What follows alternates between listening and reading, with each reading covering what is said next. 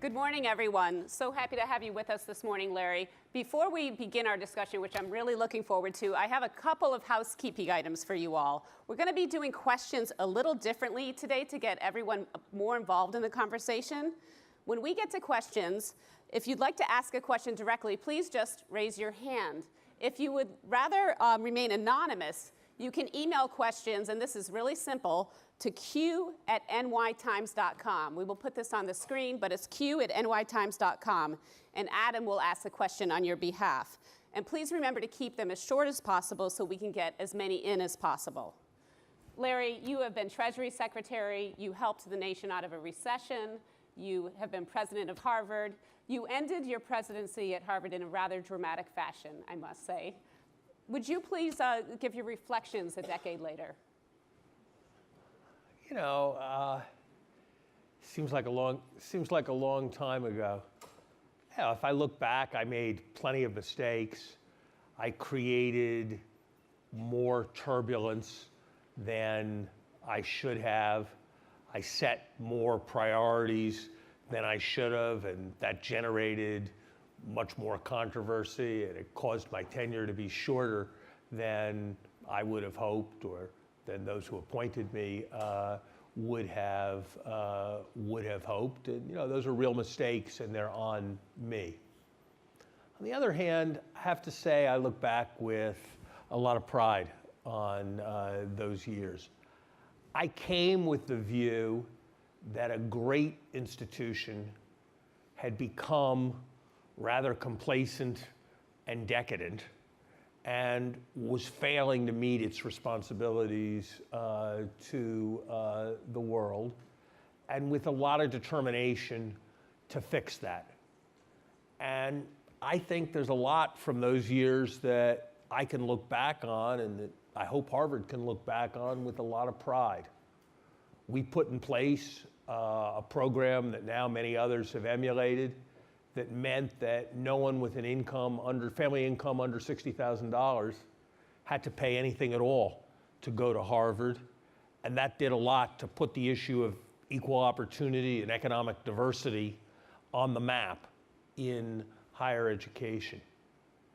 We put a focus that frankly hadn't been there for a long time on teaching in the classroom, and did something that probably should have been there for a long time before, made sure that every student at Harvard had access to several seminars during their 4 years at Harvard, that Harvard moved away from a tradition where it had less study abroad than any institution in the country, except for West Point and Annapolis, before we got there.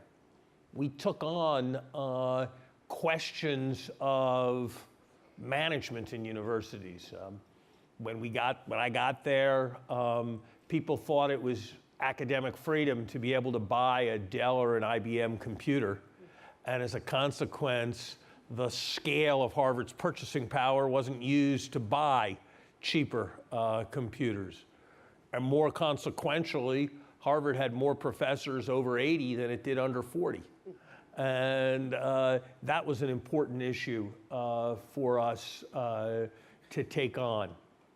I thought a central thing that Harvard needed to do, and I think this has moved along in a very, very good way, was to basically make sure that when the next Silicon Valley was built around the life sciences, it took place in the Boston area. And that meant Harvard and its teaching hospitals.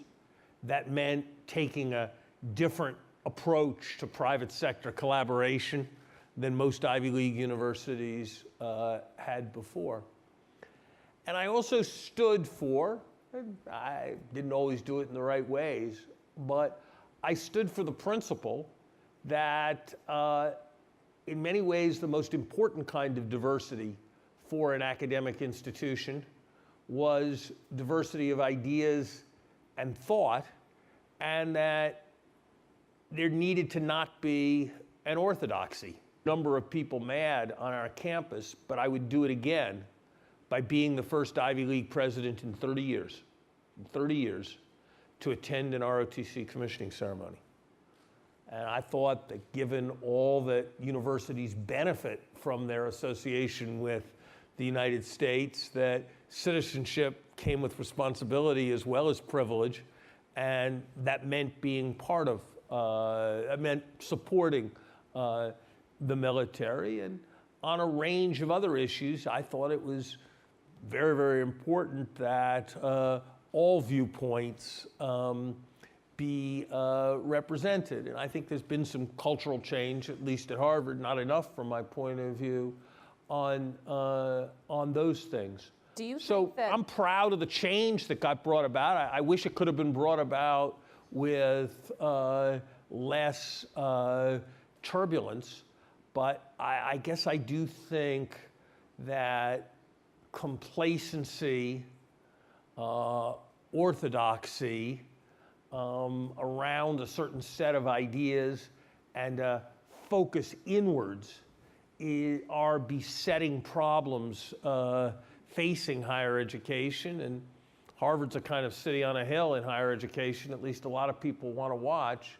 And I was very determined to change all that. I wish I'd done it in shrewder ways, but I basically am proud of the side that I was on in most of the arguments.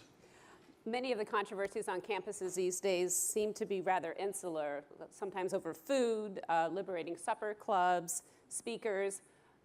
You just mentioned that colleges are turning inward. Are they missing an opportunity during these times by focusing too much on these issues? I think it's a tragedy. I mean, look, we've got a president of the United States who denies science on global climate change. We've got a budget of the United States that literally contains arithmetic errors in them. We've got the concept of alternative facts treated as like a serious mode of discourse. And that's the moment when what universities are supposed to stand for is most important and most needed to be infused into the society. And what are they talking about instead? That nobody's offering training in rigorous analysis, but the University of California, which is the largest university system we have, sent a memo to all of its faculty urging them that they attend seminars to understand microaggressions, where they would be taught that saying that America was a land of opportunity was a microaggression, where they would be taught that the use of the term meritocracy was highly problematic, where they would be taught that saying you can get what you want if you're prepared to work hard was stigmatizing of those who had not been successful. Against prejudice as anyone, and I've spent the money and led the charge on equal economic opportunity, and it's pretty clear from how I've spent my life which side of the political aisle that I'm on. But it seems to me that universities need to be obsessed with truth, with discovering ever closer approximations to truth, with insisting on clearer and more transparent debates in which every point of view can be achieved. I mean, this was brought home to me, and different people will have different views. It was brought home to me years ago. I was privileged, not because of me, but because of the title I held as president of Harvard, to receive an honorary degree at another major university. And the president gave the commencement speech. It was really a very good speech. And at one point, the speech said, here at our university, we debate every question. We look at every kind of data. We study every kind of text. We examine every argument. We engage in the most intense dialogue. And out of that comes, and I was waiting for, some phrase like, a closer approximation to the perfect truth we will never find. And instead, what I heard was a greater appreciation and a respect for each other's point of view. And I think that's exactly the opposite of what a university should stand for. A university should stand for open and real debate, but it should not stand, and respectful debate and a willingness to listen. But that does not mean that the perspective that 2 + 2 = 4 is the same as the perspective that 2 + 2 = 5. That does not mean that the perspective that carbon is heating up the planet is the same as the perspective of carbon is not heating up the planet. That does not mean that all understandings of Islamic culture are equally valid.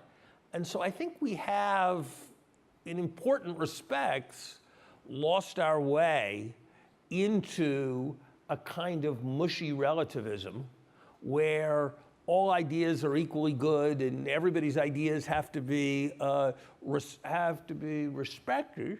And I think in an odd way, it licenses some of the most disturbing trends in our national life. So it's something that at least very much concerns me, Rebecca. Mm-hmm. What are university presidents to do over this free speech issue? It has affected Middlebury, Berkeley. Commencement addresses are viewed with great sensitivity these days. What are presidents really supposed to do? Look, I think President Zimmer at the University of Chicago got it about right.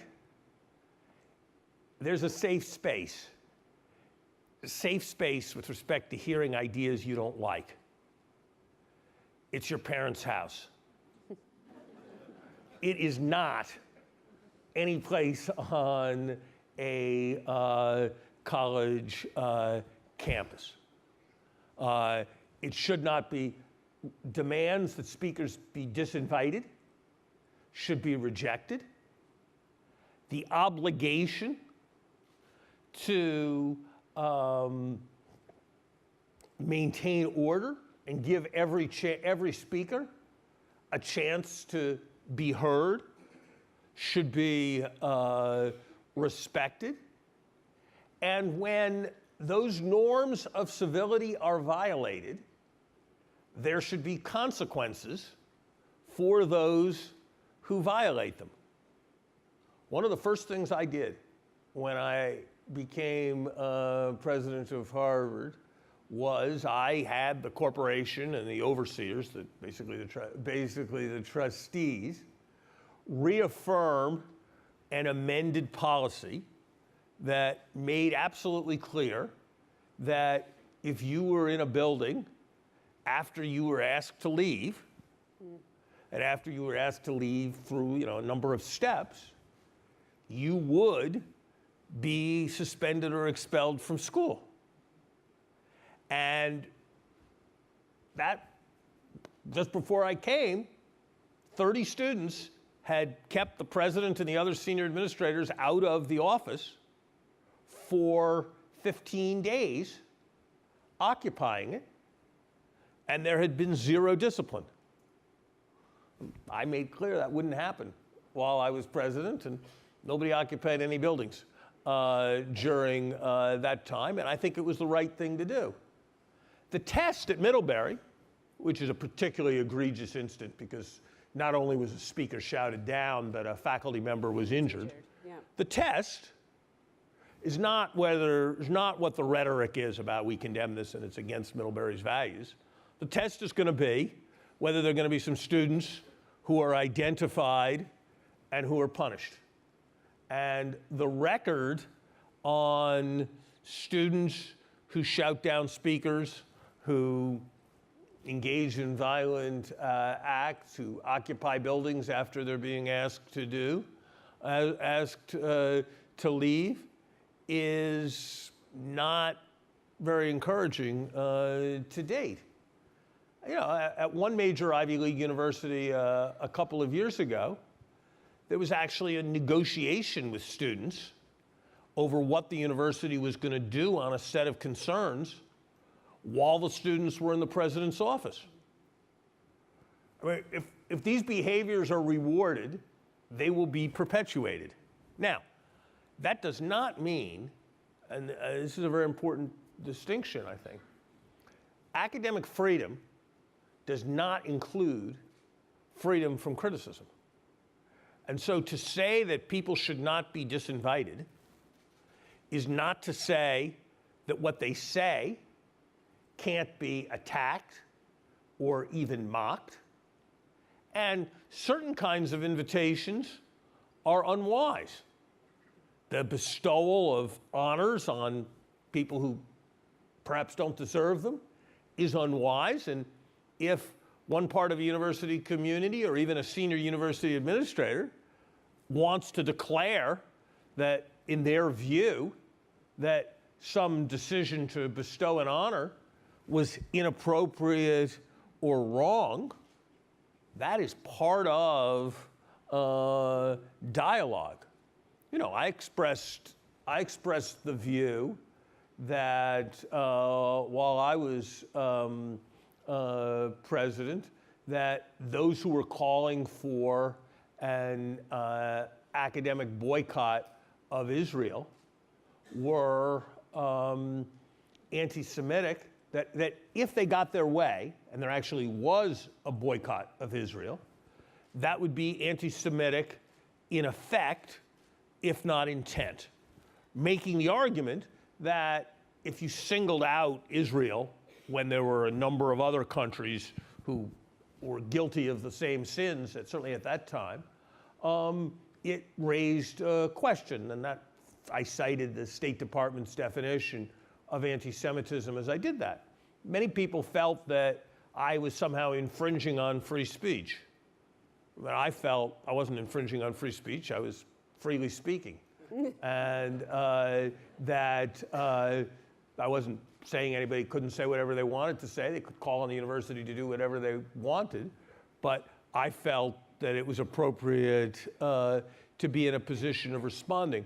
So I guess I subscribe to the general doctrine in this area that the answer to bad speech is more speech. And just, let me say one other thing, because I do feel strongly about this. There was a survey at UCLA that said that 60% of entering college freshmen think that it should be permissible to ban speakers if what they're going to say is thought to be racist or sexist. I think that's very dangerous. Look, it's very, very dangerous, but I think it's understandable when we look for microaggressions and encourage people to point out microaggressions and venerate comfort as a value. I would say if your liberal arts education does not cause you several moments of acute discomfort and doubt about your prior convictions, that education's been a failure. Before we go to questions, I want to ask you about the cost of college. It's such a big topic these days. It feels to me that you have emphasized economic diversity as much as other kinds of diversity. Are colleges approaching diversity in the wrong manner in terms of financial aid and looking at getting a good mix of students to their student body? I think there's three parts to that. One, we only have a couple minutes. Yeah, I'll be very quick. They've got to be run better. They're not run efficiently. There were people at Harvard who thought that getting to choose the kind of concrete they wanted themselves was a kind of academic freedom. And you just got to run the business functions in a serious way to contain costs.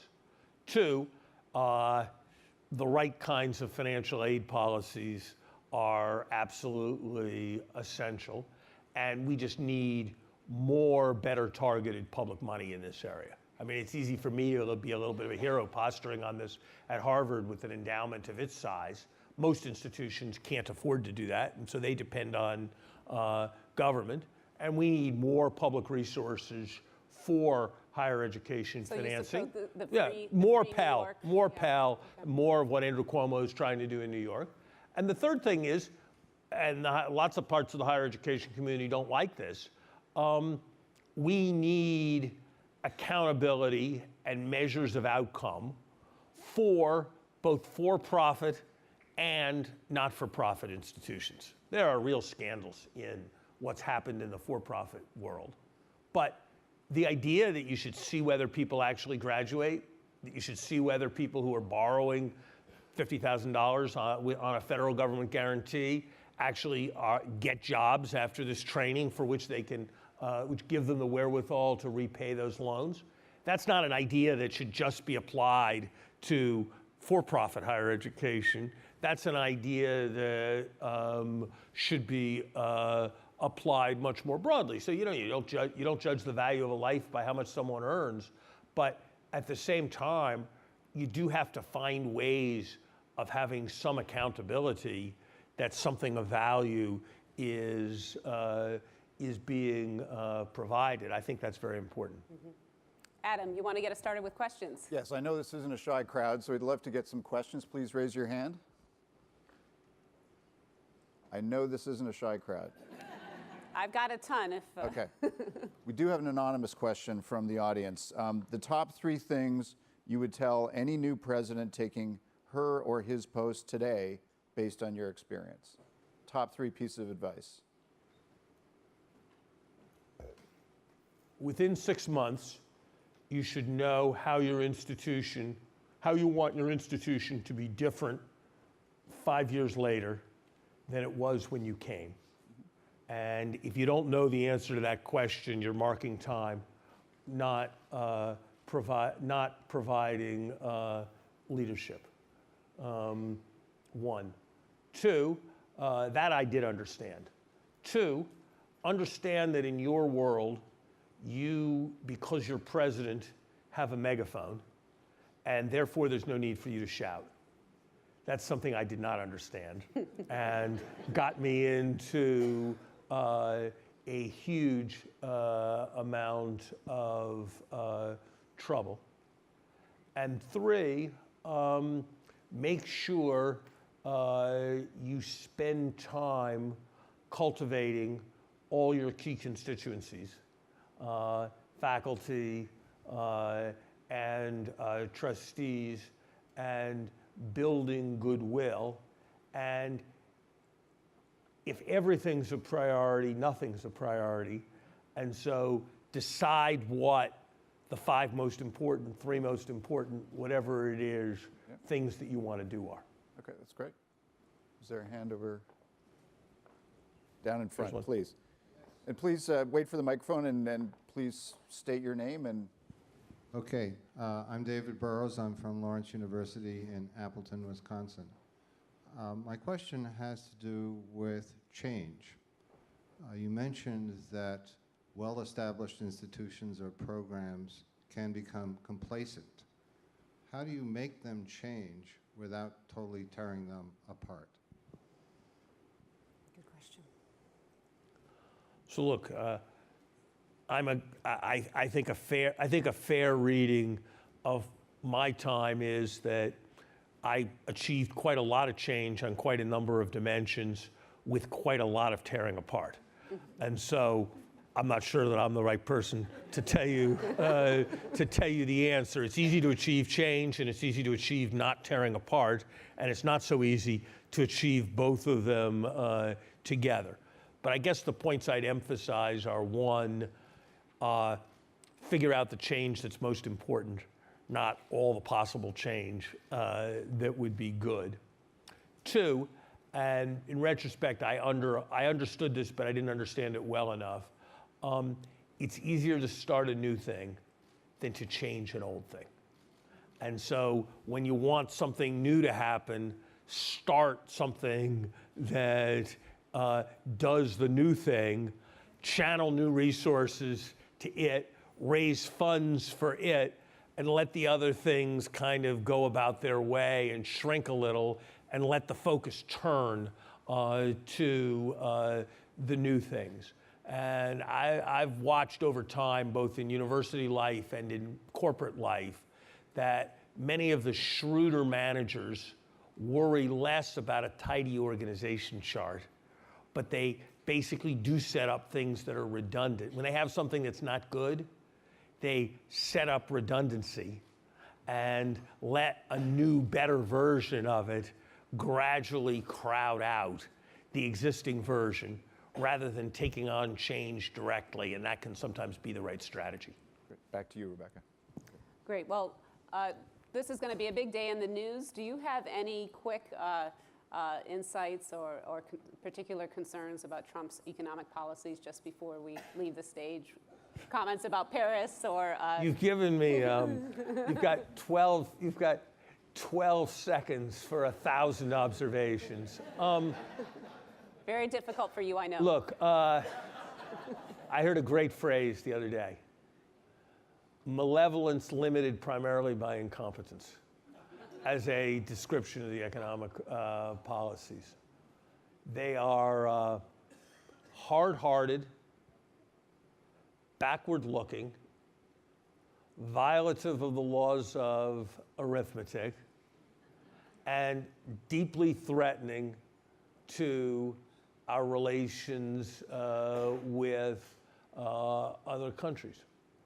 Now, I think the thing, though, that should be said is that this is an incredibly resilient country. And I think Winston Churchill captured one of the deepest truths about the United States when he said that the United States always, always does the right thing, but only after exhausting the alternatives. Thank you very much. Thank you very much. Thank you for a great discussion.